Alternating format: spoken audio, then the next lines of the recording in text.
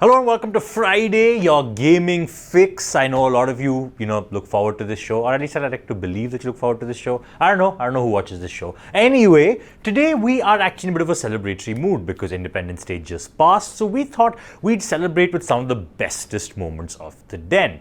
Also, this is bit of a coincidence because I'm going to show you what I and as well as our entire team think about the Pokemon franchise, because the new Pokemon game is coming out in 2-3 weeks or 4 weeks or something like that. So you know what, just here's our thoughts on Pokemon. So let's talk about Pokemon, because Pokemon, when it released in '96, took the world by storm. In fact, Game Freak themselves, Game Freak is the company that makes the Pokemon games, were shocked at how successful the Pokemon games were. They always had in line that they would release, more Pokemon games later on, but they never expected the kind of, fame that this game would achieve. Especially since they had put so much behind this project, if it didn't work, they would probably go bankrupt.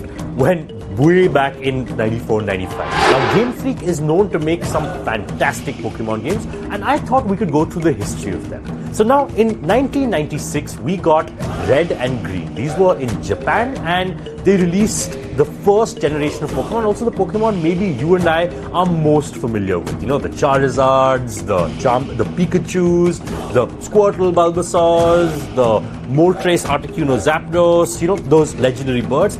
This was the first generation of Pokemon, and it provided a very interesting change to gameplay because it had very deep mechanics but not very polished mechanics, if you understand what I mean.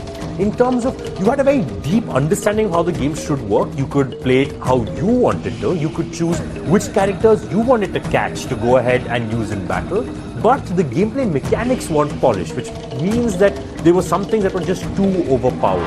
So for example, for those of you who understand Pokemon types, Psychic types were overpowered in the first generation of games, and that posed a big problem to the growth of the game. But as a first game itself, it spread like wildfire. The Red and Blue releases in the West sold more than 1 million copies, and it did fantastically and truly allowed the Pokemon craze to go beyond just Japan, because in the past Japanese games had of course permeated into the West, but not to the degree that Pokemon allowed itself to.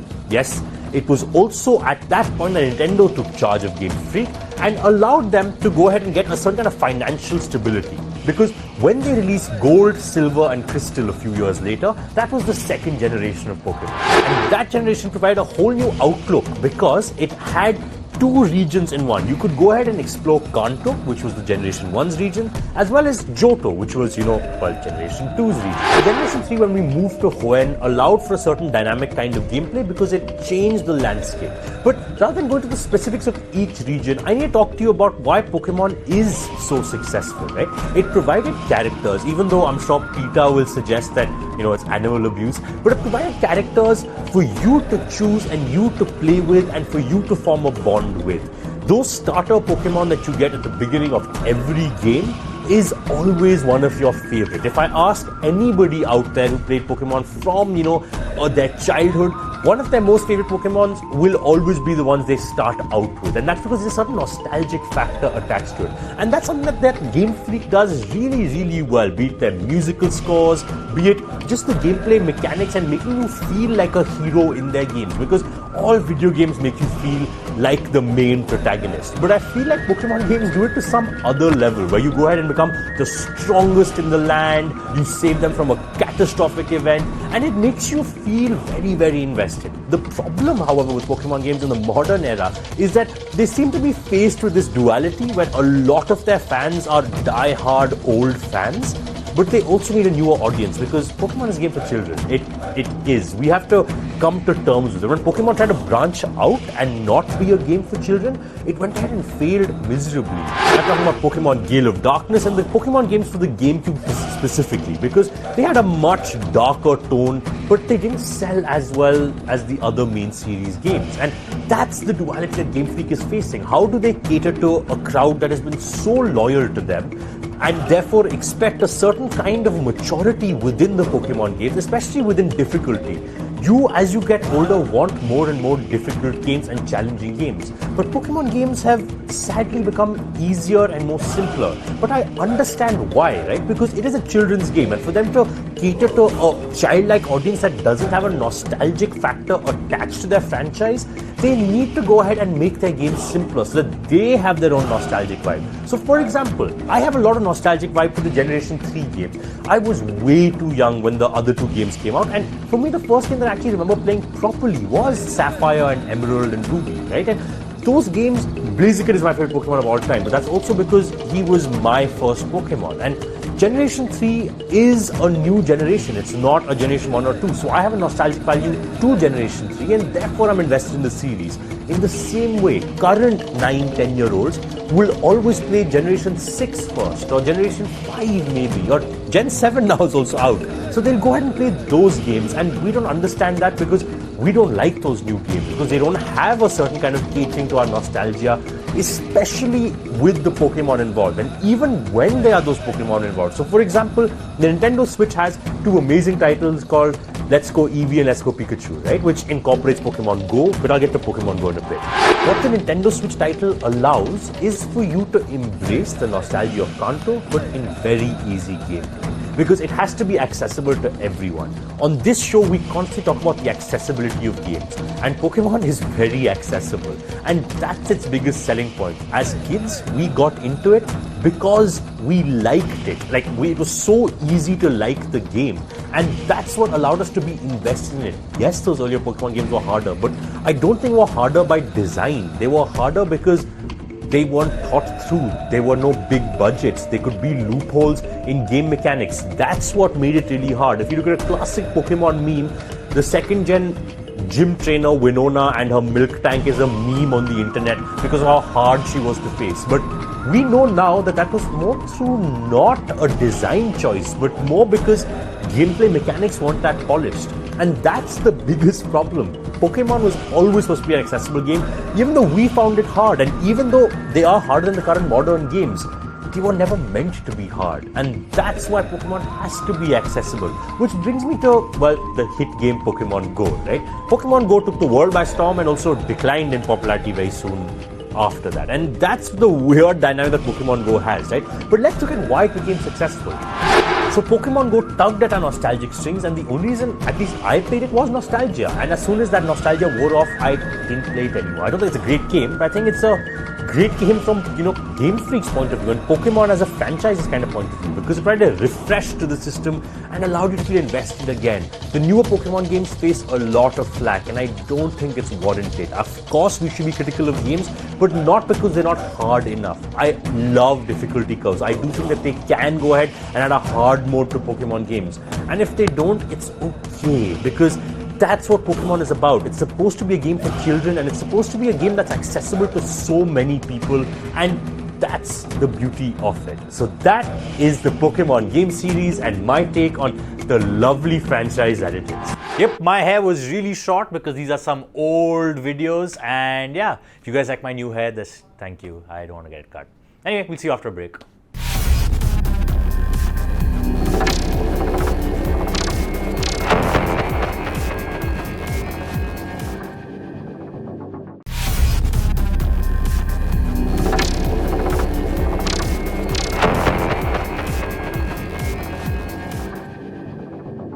Welcome back after the break to the den. We are counting down, and not really counting down because that would require like a graphic, too much work, but we are just basically telling you some of our favorite moments of the den. We have complained about the video game industry extensively about the various problems they have, from, microtransactions to, genuinely having bad work culture. But I honestly think one of the biggest things about the video game industry that is bad is pre-orders. So here's my little rant on pre-orders. So let's continue this vanity rant by telling you exactly how pre-ordering is killing the video games industry. Now, what is pre-ordering, right? So let's say I am a video game developer and I'm like, hey, I've got this great game out for you. Remember the best game I made like 10 years ago? Here's this new game I'm making. It's absolutely great. I'm going to use your nostalgia to get you really hyped about this game. And maybe you should just pre-order it, because if you pre-order it the day it gets released, it'll be at your doorstep. No point. You have to download it, if on that day, try and buy it, try and go to a store. None of that. Just pre-order it for me right now. You get some bonus content for it, and just play it the day it comes out.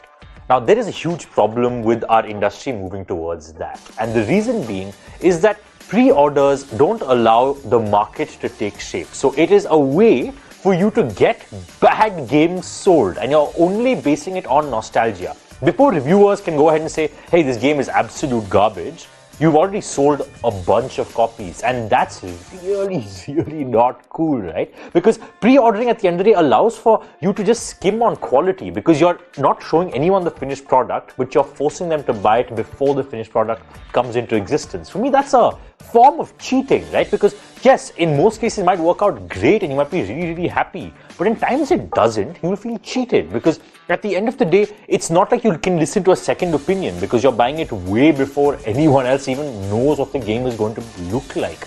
And that, at the end of the day, is a problem, right? Because there is a difference between pre-ordering and there's a difference between early access. Early access means that you can access it, you don't have to pay. And at that point, through that early access, you can help the game out. Pre-ordering means you're not going to play some beta version. Some games, I think Fallout 76 did this, where they went ahead and allowed for pre-ordering and also sold beta access through it. That's two terrible things, because pre-ordering has its own problem. At the same time, you shouldn't have to pay for beta access. You are doing them a favor by checking out bugs in their system. And that's my problem with the video game industry just becoming more more money-minded. And that's why we have really, really bad games coming into market just based on hype. Let's look at Mass Effect Andromeda, right? A game that was hyped so much because of its original trilogy. Its original trilogy was absolutely mesmerizing. One of my favorite trilogies of all time. So when you have Mass Effect Andromeda bombing, it still did decently. Of course, it didn't do well, but it did okay. And a lot of it was based on pre-ordering, because you didn't see the final product, you didn't see the amount of bugs that were there, but people who pre-ordered just, were stuck with a bad game, and they felt like they were exploited. They felt like the universe that they loved in the original games was just not there. And there exist many other games that do this. Let's look at another game that I really like. Shadow of Mordor had Shadow of War as a sequel. Now, Shadow of War is a pretty good game, but it also had problematic elements like microtransactions, like at the end of the day, when they force you to pre-order, and I use force, of course, not literally, but force as in they tug at your heartstrings in a way where they know you're invested in their game, so they're going to take advantage of that by just forcing you to buy it before it's finished. And in doing so, Shadow of War, I do think got a bit overhyped. It's not that great a game. Shadow of Mordor is a game of the year. Shadow of War is definitely not a game of the year. And it allowed, the game developer to become lazy, because it just had to rest on one good game, and then it's just using its mileage to milk other games. So that's why we need to stop pre-ordering. And I personally don't, no matter how hyped I am for a game, I don't pre-order it. Even though, if I have to review it, I still will buy it on the first day, just according to principle. Because yes, while I might be a reviewer and I review games, and if you listen to me, I'm helping you out, but I still need to buy the game at the end of the day. But there is still a principle to be kept, that pre-ordering is bad for the market, because even if a bunch of people still pre-order, they'll still have pre-ordering, because it's a good way to get around the system of bad games, or a shoddy job, or a self-check mechanism that exists. So that's why I think we shouldn't really pre-order. Stay tuned, because after the break we have more of Rag maybe complaining or maybe being positive. You never know.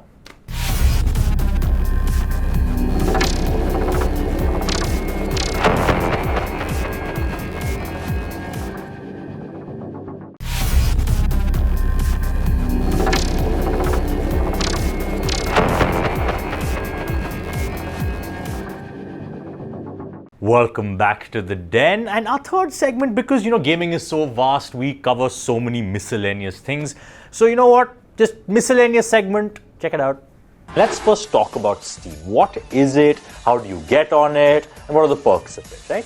So what is it? It is a platform that allows you to buy digital copies of games, which means that you don't need a disc. You can just, buy a game, download it, voila, it's on your system now. And Steam, of course, is run by a company called Valve that has several very, very successful games like Dota 2, like Half-Life, like Portal, they're a huge company, and they manage Steam. Now, the way Steam works is, and why it's so popular, is that Steam has sales constantly. Yes, they have massive sales in the summer and in the winter and randomly in the monsoon. And of course, they have massive sales at some point, but they also have random weekly sales. They have midday sales. They have like just random sales which I don't understand how they do, because let's say a game is $18.99, you can literally get it right now for $1.99. And that's why Steam is such a steal, because at the end of the day you get great games for very low prices. And don't even get me started about the indie game library it has. You can download all sorts of indie games. It's great for early access. It's great for pre-ordering, but we will not pre-order, just like we discussed in our previous segment. But that's what Steam is in a nutshell, right? Now, how do you get on Steam? It's actually quite simple. I look at Steam as the gaming equivalent of Netflix, right? You just need to make an account, and once you go ahead and do it, you can use whatever email ID that you want to. You make a little username, and that's it. You're on Steam. Now, all you have to do is go ahead and verify your email. Remember, it's important to do that. And then just sit back and enjoy your game library. What's really interesting about Steam is that you can share your library on two fronts. Now, the one way you can do it is you can legitimately just share your library. So, for example, if I buy something and a friend of mine buys something, and at the end of the day, that's game X and game Y, he can play game X and I can play game Y if we share our libraries together. And there is a way to do that, and it's a really amazing feature Steam has, right? Because it allows you to share games in a way which feels liberating. You don't feel like you're pirating something. And now, of course, you can only have about 3 accesses to shared libraries. That's the way that you can do it. But the work around to that, and I'm going to tell you exactly how you can work around the system, even though this is a system that already exists in Steam. Now, let's say I have a Steam account and a friend of mine wants to use my Steam account, right? Just like the way Netflix works, I can give them my account, and as long as I'm not using it, they can use it. But Steam is even more interesting in the way that, of course, it logs you out, right? But it is also a very, very responsible platform. Now, personally, as someone who downloaded a game whose system didn't allow it to play, genuinely, I sent them a ticket and I got a refund. And that way, Steam is a great place to be on. Another producer of ours, actually our main head producer, also had the game GTA 4 in disc form. Now, his disc basically, long story short, his laptop didn't have a disk drive. Now, what was he to do with that copy? So he just wrote to Rockstar, and Rockstar basically said, hey, listen, there's nothing really we can do about it, but here's a code on Steam. And, well, voila. Now, Shut Up has GTA 4 on Steam. And that's a great feeling, right? A company that cares about you, that is allowing you to, just trusting you with stuff like this. And I really like that. Now people don't take advantage of stuff like this, because it's very rare in the video games industry that you have a company that, wants to listen to your feedback and is reflective.